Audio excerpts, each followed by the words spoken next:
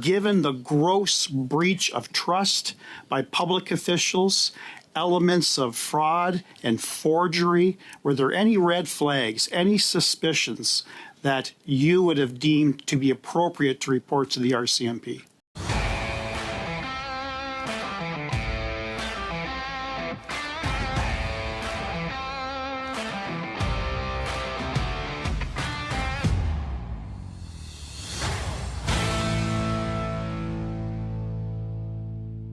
Welcome back to Another Perspective, everyone. I'm Cypher. And I'm Fox. As promised, Cypher and I screened the OGO committee hearing with the Auditor General, and we are pleased to bring you the highlights.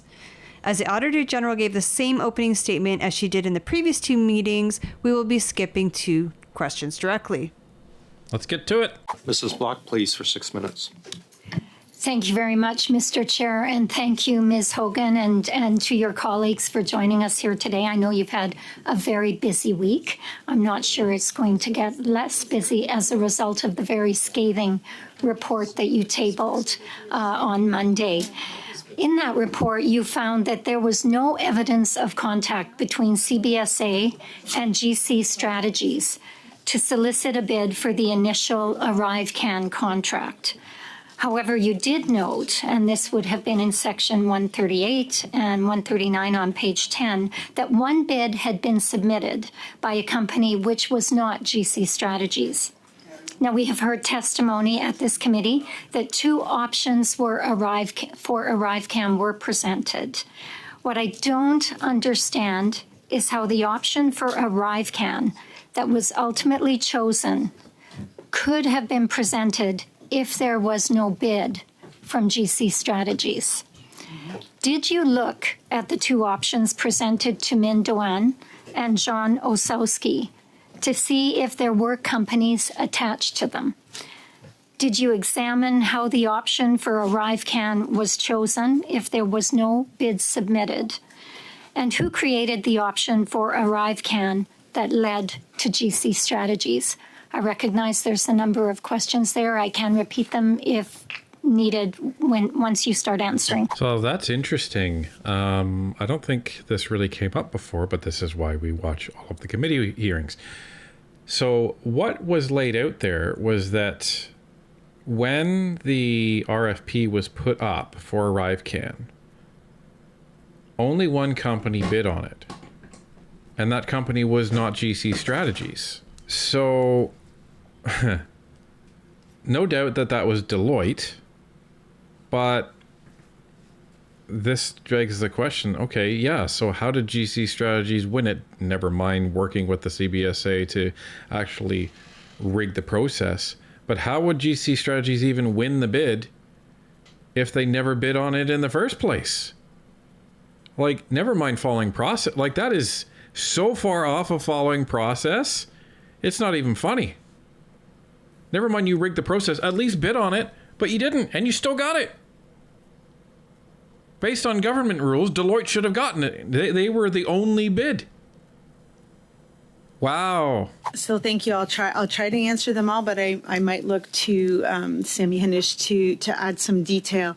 As we reported in our audit, officials at the Canada Border Services Agency told us that their decision to award the contract to GC Strategies was based on a proposal they had received from them. However, that proposal was not on file and not provided to us. We are aware that 3 organizations were approached, even though it was a non-competitive process. Typically, the public service approaches a few vendors to see a proposal just to know what they could do. One proposal was received from those 3 vendors, and it was not from GC Strategies, yet the non-competitive contract was given to GC Strategies, and we found very little documentation about interactions with the vendor or the reasons why. We did see an email between the Canada Border Services Agency and Public Service and Procurement Canada authorizing the contract and supporting why to award it to GC Strategies, yet there was no evidence to support the statements made in that email. And that's why we concluded that there was very little documentation or proof as to why they were selected and how they had the skills and competencies to deliver on the contract. Now, one would think that Public Service Procurement Canada should have asked, because if there's no justification as to why, then that just means that Public Service Procurement Canada just rubber stamped this. They didn't evaluate it. They just said, here, off you go. But, they're the ones that were saying, hey, this is all above board. All the processes were followed. Nothing to see here. Thank you very much. In regard to who chose GC Strategies, you indicated in a response to my colleague, Mr. Brock, yesterday at the Public Accounts Committee, that you were unclear as to whether it was Ms. Belanger or Mr. Doan. And that when he asked, once you gave that response, he asked if you had sought clarification with CBSA. The response was no. Can you explain to us why your office would not have gone back to CBSA to get that clarification, given the damning report that is in front of us? So the piece, the communication that you're talking about is some information that we did not receive from the Canada Border Services Agency. It was not provided in official records.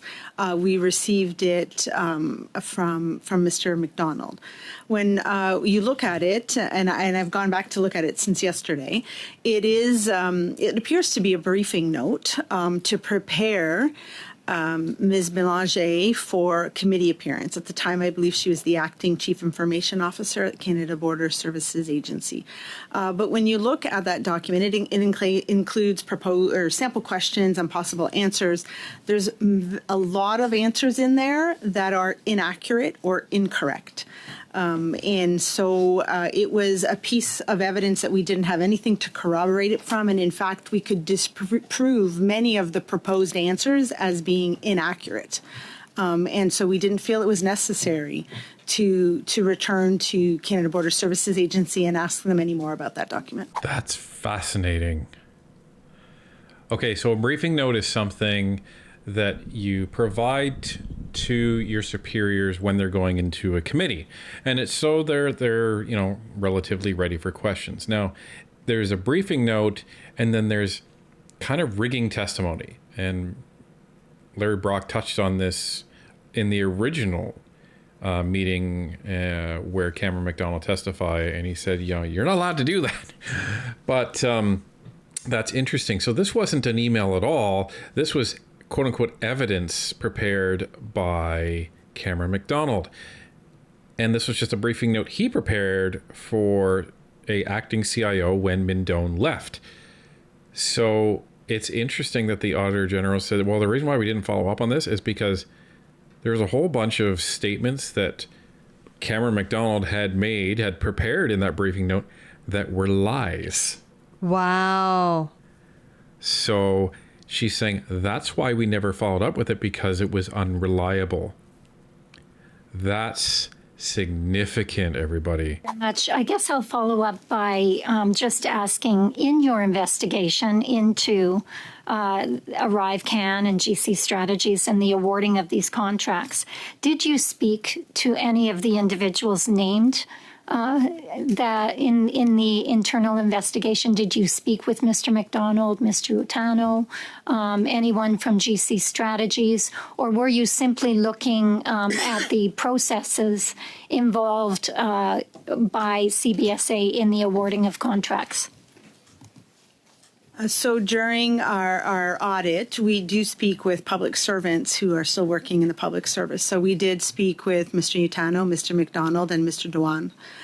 We do not interact with private corporations or private citizens. And so we rely that the public service should be maintaining full, complete, and accurate records of their interactions unless there's reason for us to. But in this case, we did not. No. Mrs. Kusi, please, for 5. Thank you, Chair, and welcome back, Ms. Hogan, to our group.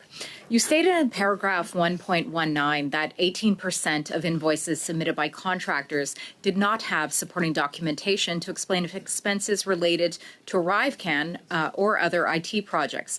You also state that GC Strategies was paid $19.1 million to build ArriveCan, $8 million more than $8 million than we projected previously. Is there a possibility that this number is higher than $19.1 million due to the pay discrepancies? So the breakdown in that exhibit is the dollars spent allocated by contractor on ArriveCan. What's important to know there is that's what the Canada Border Service Agency and their financial records have said was paid to a vendor and allocated to that contract. We had difficulty at times seeing the evidence to support that the expenditures on invoices were actually linked to ArriveCan and not another IT project. So the dollar amounts listed by vendor could be higher or lower. It really just speaks to the poor financial record keeping at the Canada Border Service Agency. Isn't that nice? I have no idea where our tax dollars went when it came to ArriveCan. Could be higher, could be lower. Nobody knows. I think that's on purpose, though. Oh, it's definitely on purpose. And, you know, nobody's been fired. Of course not. 2 people are on leave without pay, but, you know. That may as well be fired. We know it's coming. Their security clearances were revoked. Well, based on everything we heard, Cameron McDonald and Utano, they're going to be arrested, charged, and they're going to end up in jail. Could be higher, that this is possible. In section 1.53, you state that the agency reached out to firms they wanted to work with and slotted them into pre-existing contracts with GC Strategies through task authorizations. The CBSA also stated that $12.2 million are not properly accounted for due to lack of TA documentation. Was this an issue with GC Strategies or with the CBSA? So in my view, these were 2 examples of procedures that the Canada Border Service Agency should not do. I would have expected that if the Canada Border Service Agency felt that they had an existing relationship with a vendor that they knew was able to deliver on something, that they should enter into a contractual obligation directly with them. We do not know. It's not clear why then the vendor was given a task authorization under a GC strategy contract. So those are examples of things I would have expected to see CBSA do better at, because there are procurement rules around that. Right. So we know in this room that GC Strategies has been contracting with this Liberal government since it began in 2015, but we just found out today that they have made over $250 million in that period of time, $250 million. I mean, that is a lot of money. Are you concerned that GC Strategies has been using these same tactics to procure lucrative contracts in other areas of government? So I can't speak to the profit margins of a private corporation. That's not something that we audit. And I was responding to a motion here from the House of Commons in order to look at the ArriveCan application, and that's what I can speak to today. It's a very, very careful answer from the Auditor General, and that's expected because she has to remain impartial.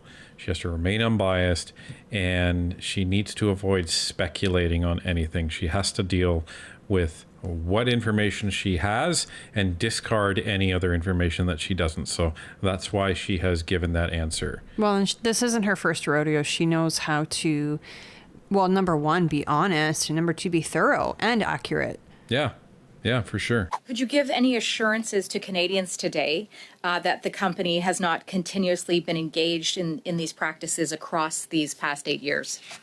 I can only talk to what I saw as procurement rules, procurement processes or gaps in procurement processes between the Canada Border Services Agency and the vendors that were used for the ArriveCan application. Are you concerned that the 180-day suspension for GC strategies at the CBSA will be lifted on May 1st of this year? So again, these are decisions that the public service has taken that I did not audit and really can't comment on. You think that the company has been properly assessed to see if they are within the federal government's procurement guidelines? Again, when it was a non-competitive process, I would have expected during the initial contract award for the ArriveCan application to see a proper assessment done. But as we noted in our audit report, there is very little documentation to support why GC Strategies was selected. Would you see a comparison between the McKinsey consulting study that you are currently working on, the report which is due out in May, I understand, and perhaps an extension of a study into GC strategies? Because it seems to me that McKinsey would be a third-party external consultant that you are currently auditing within the government and the use of the government of this company. Would you not say that's something similar? If your evaluation of their practices or that as far as they apply to this ArriveCan report? So I think both vendors are professional services contracts, and that's what our audit is looking at, that we expect to table later this year. It will be broader than just looking at professional services contracts linked to ArriveCan. So I normally do not comment on the results of an audit until we make it public in the House of Commons. Thank Like you the organizations very are much. similar. Thank you very That much, is their Mr. time. Chair. Yeah, that was not a surprising response. She can't comment on anything that isn't done yet.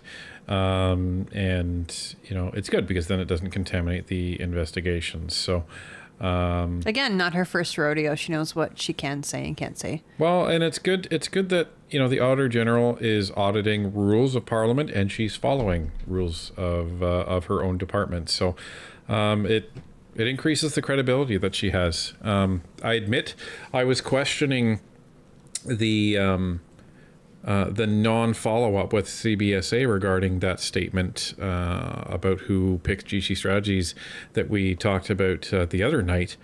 I was like, well, why the heck wouldn't they do that? That's a pretty silly thing to do. So it was actually great to get that response today. And her response it made total sense. And it just further indicted Cameron McDonald and Tony Utano. Anyway, let's continue. Mr. Genuis, please, for 5. Madam Auditor General, we have in front of us a devastating audit showing outrageous cost overruns, rigging of contracts, a mysterious absence of documents, and the breaking of ethics rules on a sole source contract for an app that didn't work and sent at least 10,000 people falsely into quarantine. This is the ArriveCan scandal, and it adds to things we already know about resume tampering, waste, cozy relationships with useless contractors, and in some cases, I think activity that is clearly criminal. What we do not yet know fully is the motivation animating the people involved in this scandal. None of this was necessary. None of this was normal. There's no plausible excuse for what happened. Why do you think they did it? I'm unable to answer that question. You should have watched your live stream. We answer that in the live stream. It's quite the theory. I think that's something that an RCMP investigation would likely answer if they look into this matter. Oh, that's interesting. Did I hear that correctly? That the RCMP will look into this? She said, I think that's something that the RCMP could answer if they look into this. That's interesting. That's very interesting. I think she damn well knows. I think she knows, but she can't really comment on it because that's part of a criminal investigation at this point. That's criminal activity. Oh, that's interesting. Okay, so for those of you that weren't on our live stream, here's the theory. So, because you have to keep asking why, right? If you see Christian Firth, he's like this pushover schmuck, and you see Cameron McDonald, he's this devious little rat when you look at him. So you have to ask, okay, why would GC Strategies work with CBSA, aka Cameron McDonald, to create a RFP, a request for proposal that only GC Strategies could possibly be awarded? Well, we know the benefit to GC Strategies, they get the contract, they get the money. But what's the benefit to CBSA? You would think none. You would think that it's actually a detriment to them because it's only one there's no competition. There's no negotiating power that puts them in a weak position. Unless there was something in this for CBSA or some of the people that work there. So here's the theory. You have $1 million, right? You have $1 million that is going to be paid to GC Strategies. Now, Christian Firth has said he doctors resumes in order to align them to the matrix. Now, the the government will compensate resources based on their skill set, level 1 through 10 or whatever it is. So if you're presenting resources all at level 10 and the government doesn't get to see really what those resources are because you're subcontracting them, and the government seems to think, oh, that's totally fine, that we're blind to all that. So if GC Strategies gets $1 million, they take 30% off the top, right? That's $300,000. There's $700,000 left. Fine. Well, if you've been kind of doctoring this and you're only giving the work to resources that are half as qualified, then you can say those resources, oh, well, based on the government pay rules, this is what you're going to get. So instead of that $700,000 that's remaining, you're only going to give them $350,000. That leaves $350,000 left over. And the theory is that's what goes back into the pockets of the people at CBSA. And the government would be none the wiser. So, that's the theory. That's the only reason I can think of why this is going on. And I think the Auditor General has a inkling that that's probably what's going on, and that's probably why she said that this is something that the RCMP could answer. So that could be very significant in this, folks. Park that in your brain over the next couple of months. Okay, but as far as you saw, you didn't see any indication of what was motivating the people involved in these actions, other than those who made money off it, I suppose, but the people inside of government. I believe that the public servants were responding to a need.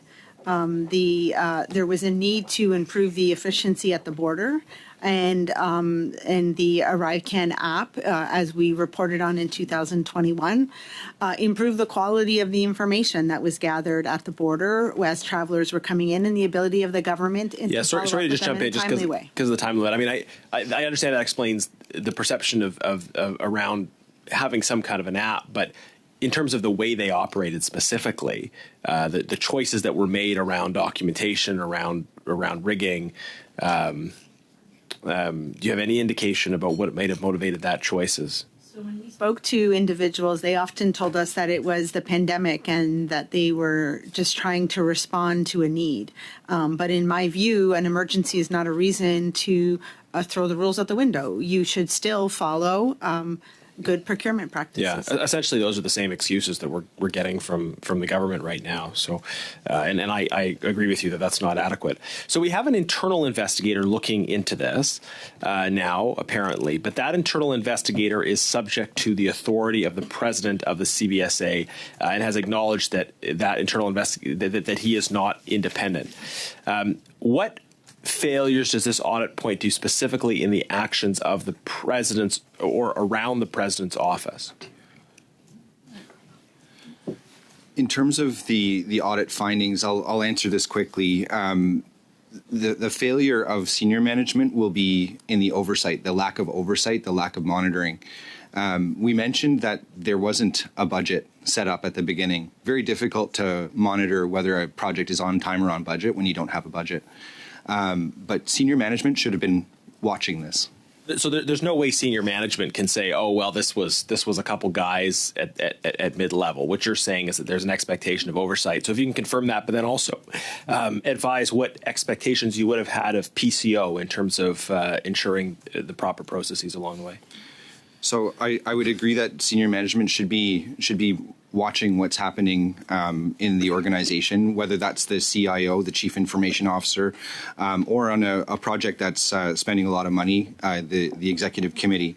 In terms of the Privy Council Office, I would say that at this point we wouldn't have had expectations that they would be watching this, except for the fact that because of the nature of the pandemic, I think they would have been wanting to see that there was a way to collect information at the border in an efficient manner.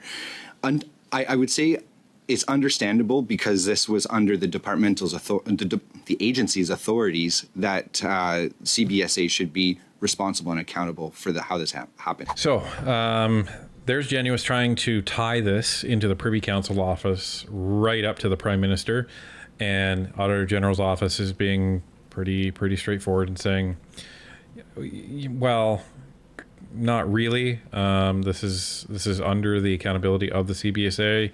We can understand why the PCO would be interested in this, but in terms of the accountability, this is really under the CBSA. Which, you know, when you look at the rules, sure, you could justify that. The department and the minister are responsible. You would have expected, because of the nature of the pandemic, that there would have been some questions about the process from PCO. Obviously, it's not the primary responsibility. Just quickly. This was the responsibility of the Public Health Agency of Canada and the Canada Border Services Agency. Okay, thank you. Madam Auditor General, in your time working in this area as Auditor General, would you say that this is the worst you've ever seen?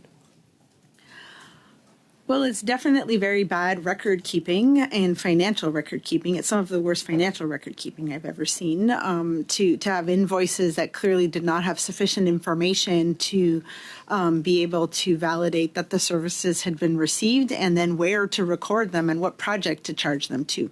I've testified yesterday about how we had to go through many journal entries at times that didn't really say much to get to the original journal entry, to find the source documentation, to then be able to trace it to a task authorization and see that it was linked to ArriveCan or not. That kind of record keeping, it shouldn't be that difficult to find out where money went and what it should be charged to. So in my experience, that's what you do when you're trying to hide money. Oh, of course. I mean, if you had receipts for things, if you knew where money was going, if you knew where money was coming from, it would be right there, clear as day, for everybody else to see. Well, it's not hard, right? It really isn't. You get an invoice, you put the project code on it, and you put the general ledger code on it, and then it's paid. Done. But it seems like what they were doing is they were putting the wrong general ledger code on it, and then that is tied to another general ledger code, which is then tied to another general ledger code, and then in a roundabout way, it is then fed back to ArriveCan. And this is probably what Diane Daly's role was in all of this as well. Remember, Bottler mentioned her. She hasn't come up too much, but she was responsible for kind of like purchasing in CBSA. So sounds like she's in on this. Like Cameron McDonald couldn't do this on his own. Guaranteed. Could not do this on his own. So there's other people here, folks, that haven't come into the limelight yet. Mr. Brock, please, for 5. Thank you, Chair. To the Auditor General, we talked yesterday at Public Accounts regarding performance bonuses at PHAC, that during this boondoggle that wasted over $60 million of taxpayer funds, they wanted to reward themselves with bonuses to the tune of almost $340,000. When I asked Erin O'Gorman, president of the CBSA, she was hesitant to provide me with details. As part of your mandate, did you uncover any evidence to suggest that Ms. O'Gorman and other senior executives and other employees of the CBSA had bonused themselves while fleecing taxpayers? So when we looked at this, we weren't looking at HR matters or compensation, so I have no comments to provide on that. I want to focus in on 1.44 of your report that talks about you not examining any work around ethics and code of conduct because of the RCMP investigation and the internal investigation. Now, you must be aware that the internal investigation has absolutely nothing to do with the ArriveCan work that you looked at. It has everything to do with a Bottler complaint that was received in November of 2022. Was that explained to you? So the internal investigation, as my understanding, is looking into conduct and ethics of certain individuals, and I believed it extends beyond Bottler, but I didn't look at all the details, so maybe I'll ask Andrew if he can add something there. Thank you. And just as a preliminary comment here, we deliberately did not share the preliminary document with the Auditor General for the purposes of maintaining independence and objectivity, impartiality in the work. Excuse me, you're talking about the preliminary statement of fact? That's right. Okay, was that shared with you? Yes, I've read it carefully. Okay. Yep. And you did not share that with Ms. Hogan? No. Okay. But you would agree with me, Mr. Hayes, that it really has nothing to do with the ArriveCan per se, but the handling of contracts related to another software company out of Montreal by the name of Bottler. So what I would say about the preliminary document, which I'm hesitant to call a statement of fact because there are still procedural things. This is more like it. Our understanding is that the individuals against whom allegations have been made have not responded yet. So at this point in time, we consider that document to be preliminary and are not really relying on it as a authoritative document. Just want to focus. This has really had nothing to do with the ArriveCan app per se, but a secondary issue. And that secondary issue was also referred to the RCMP. So I just want to be abundantly clear with you, Ms. Hogan. In my view, there was absolutely no legal impediment for you to examine any sort of criminality or any suspicions regarding criminality because your audit on the ArriveCan was really not the focus by the RCMP, as confirmed by the Liberal bench numerous times, that the RCMP are not investigating ArriveCan, but rather Bottler, and the internal investigation likewise. So my question to you is very simple. Take that away. Take the RCMP away, take the internal investigation away. You have a mandate, I believe, that if you uncover or have any suspicions regarding criminality, you must report that to the RCMP. I believe Mr. Hayes shared that with me at an earlier appearance. So take those two concepts away. Given the gross breach of trust by public officials, elements of fraud and forgery, were there any red flags, any suspicions that you would have deemed to be appropriate to report to the RCMP? Really interesting how Brock compartmentalizes his questions and tries to really control his witnesses, right? You know, that's what a good litigator does. But it's just interesting to watch. And, you know, so what he's trying to do is pave a way for the Auditor General to give him the answers that he needs. She's trying to be very careful and saying, well, you know, there's an investigation over here and there's an investigation over here. So, you know, what Brock then tried to do is say, okay, you have a concern there. Let me get rid of that concern for you. I've spoken to Andrew Hayes. You know, let's get an answer from him. Okay, we have that answer now. Now, you know, the Liberals, they've been really, really adamant that this has nothing to do with ArriveCan in terms of the Bottler stuff, right? So he said they even admit it has nothing to do with that. So now that we can discard the RCMP investigation into the Bottler project and the internal investigation, which seems to be into the Bottler project, let's get into what I want to know now. So it's very, very interesting to watch him work. So this was a bit of an unusual situation. The way you described it is absolutely correct. If we found that there was evidence that caused us to believe that law enforcement should be involved, we would refer a matter to the RCMP. In this situation, I didn't have to turn my mind there, as the RCMP was already potentially looking at a matter related to contracting from the CBSA. So I met with the RCMP. Yes. And I talked to them in generalities about our findings because our report had not yet been made public, and so said to them once it was made public, if they would like to have access to our file to see our evidence, that they should send me a production order. Bang. Ladies and gentlemen, what that means is the Auditor General's office found evidence of criminality with regard to ArriveCan. That's exactly what that means. Otherwise, she had no need to speak to the RCMP. Or at least I suspected criminality, because if I recall the previous interview with the Deputy Auditor General, the threshold for them contacting the police is much, much lower than what you would need in a courtroom or even in a civil courtroom. Correct. So, but regardless, they did find a reason of concern that they needed to talk to the RCMP over this. So the Conservatives are going to be all over that. So at this point, you did not specifically refer any allegations to the RCMP. Is that correct?